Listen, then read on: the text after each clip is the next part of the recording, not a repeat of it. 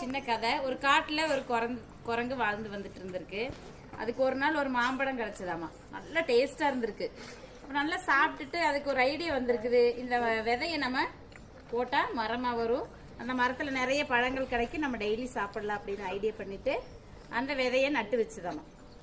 நட்டு வச்சுட்டு மறுநாள் அதுக்கு ஒரு யோசனை, சரி நம்ம மாம்பழம் வித்து நட்டு இருக்குமே, அது முளைச்சிருக்கு அப்படின்னு அதையே தோண்டி எடுத்து பார்த்துச்சாமா. விதை முளைக்கவே இல்லை. சே, என்னடா விதை முளைக்கலையே அப்படின்னு சொல்லிட்டு மறுபடியும் அதையே நட்டு வச்சுட்டு போயிருச்சு. மறுநாளும் மறுபடியும் தோண்டி, என்னடா நம்ம டெய்லி டெய்லி இது பராமரிக்கிறோம், பாதுகாக்கிறோம், ஆனா முளைக்கவே மாட்டேங்குதுன்னு அதுக்கு ரொம்ப வருத்தம். இப்படியே டெய்லி டெய்லி டெய்லி பண்ணி பண்ணி பார்த்துட்டு இருந்தா அந்த விதை முளைக்குமா? ஏன் முளைக்காது? ஏன் முளைக்கிறது இல்ல?